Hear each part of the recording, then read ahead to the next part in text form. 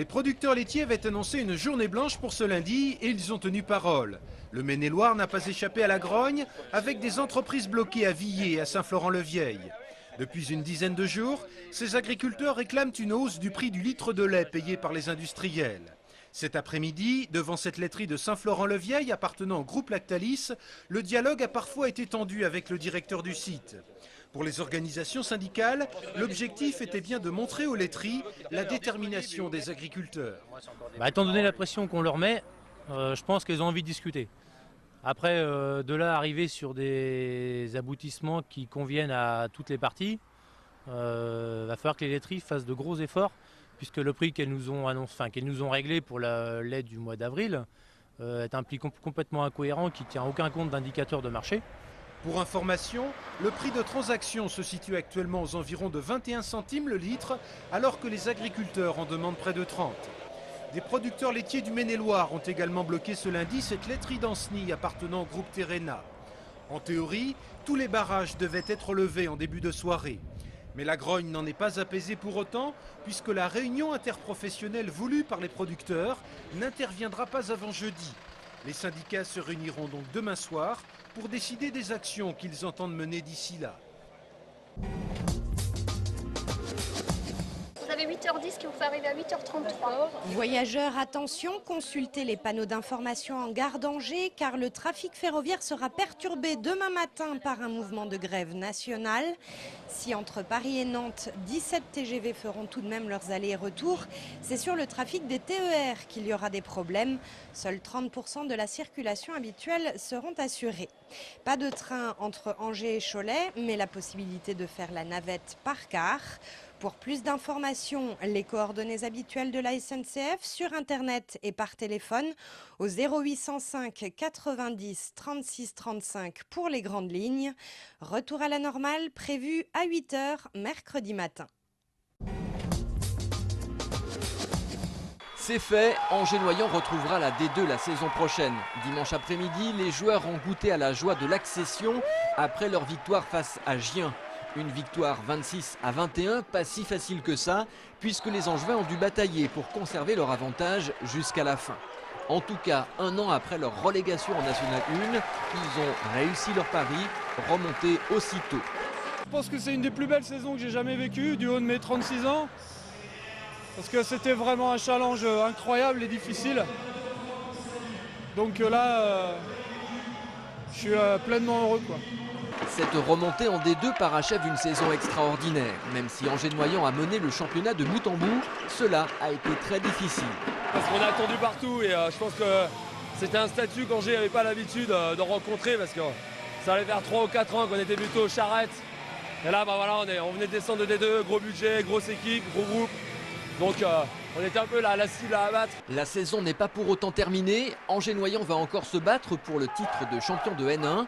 Match le 6 juin à Hasbrook, puis retour le 13 à Jean-Bouin.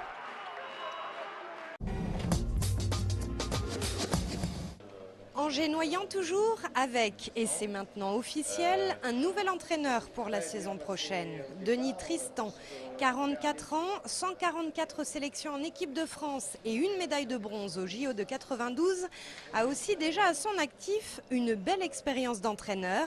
Et c'est avec lui, maintenant que la montée en D2 est acquise, que le club de handball veut passer à la vitesse supérieure. Et l'expérience de Denis, notamment à Dunkerque, où il a connu vraiment le très haut niveau et la Coupe d'Europe, et le club de Dunkerque qui est un club très bien structuré. On a aussi envie de se servir de lui pour continuer à bien se structurer, pour être au rendez-vous demain. Objectif de Denis Tristan, emmener l'équipe qui a été construite cette année vers le haut niveau, la Ligue nationale de handball d'ici 3 ans. On va s'appuyer sur ce groupe qui a vraiment beaucoup de qualité. On va essayer de rapporter 1, 2, voire 3 joueurs si le budget le permet pour que ce groupe puisse continuer à grandir et avoir des ambitions des deux. Manger un petit peu ce matin, un petit peu d'eau, quelques gels énergétiques, donc je pense que ça devrait aller. Mais bon, faudra ça parce que la journée risque d'être longue. La journée a été longue en effet samedi du côté de Cléré-sur-Layon dans le sud du Maine-et-Loire. Anthony s'est levé à 4 h du matin pour participer à la course Trans-Layon suite de la Trail du Layon.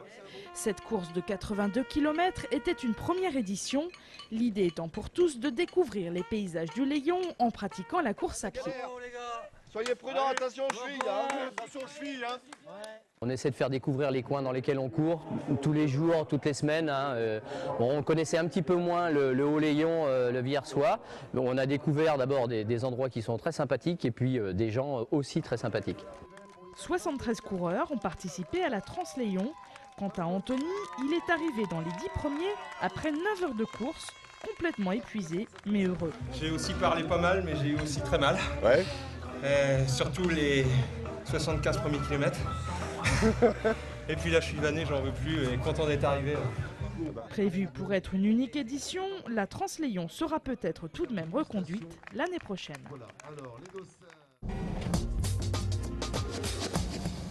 Ils sont parmi les meilleurs barmen de France.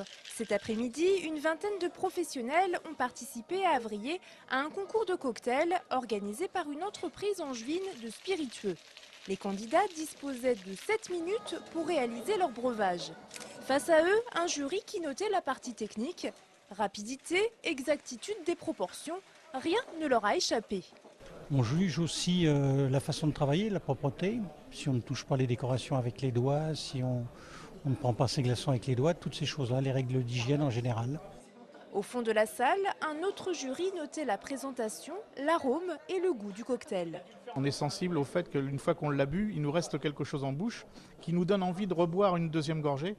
Alors que des fois, on boit la première, on a du mal à l'avaler, on n'a plus envie d'en boire une deuxième, quoi. Parmi les candidats, Yves, barman à Blois.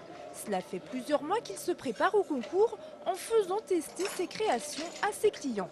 Je les fais goûter, absolument. Aussi bien garçons que femmes, différentes personnes.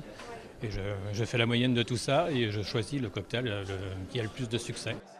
Un bon cocktail est un savant mélange de saveurs, de couleurs et d'arômes, à consommer bien sûr avec modération.